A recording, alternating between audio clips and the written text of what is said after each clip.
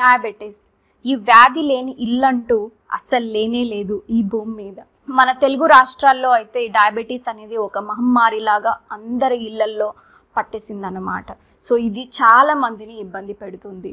వాళ్ళు మందులు వాడుతున్నారు, ఇన్సులిన్ తీసుకుంటున్నారు, అయినప్పటికీ కూడా 10 ఏళ్ళు 20 ఏళ్ళు 30 ఏళ్ళు అయినా కూడా డయాబెటీస్ అనేది పోవట్లేదు. చాలామంది డయటింగ్ చేస్తున్నారు అండ్ ఎక్సర్సైజులు చేస్తున్నారు, వాకింగ్లు చేస్తున్నారు, అయినా కూడా తగ్గట్లేదు. సో ఎందుకు అంటే దీనికి గల రూట్ కాజ్ మనం తెలుసుకోవాలి.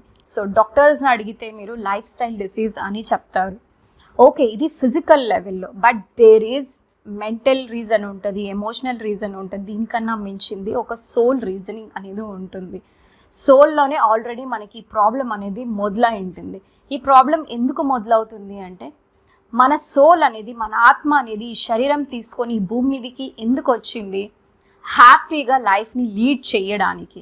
కానీ దురదృష్టవశాత్తు మనకి లైఫ్ అనేది లైఫ్లో ఎన్నో కష్టాలు అనేది రావడం వల్ల మనకి స్వీట్నెస్ అనేది, మాధుర్యం అనేది జీవితంలో మనం రుచి చూడట్లేదు. ఈవెన్ దో మనకి ఎన్నో బ్లెస్సింగ్స్ ఉన్నప్పటికీ కూడా మనం దాని మీద ఫోకస్ చేయకుండా మనకి ఏదైతే జీవితంలో ఏదైతే లేదో దాని మీదే మన ధ్యాస అంతా వెళ్ళిపోయి జీవితం అంతా ఏదో ఒక చేదు అనుభవం లాగా మనం తయారు చేసుకున్నాం. సో లైఫ్లో స్వీట్నెస్ లేదు కాబట్టి ఇప్పుడు మన బ్లడ్లో చక్కెర స్థాయిలు అనేది పెరిగిపోతూ ఉంది. దీన్ని గనక మనము సోల్ మెడిసిన్తో మనం హీల్ చేసుకున్నట్లయితే ఇది మళ్ళీ మీకు ఇబ్బంది పెట్టదు.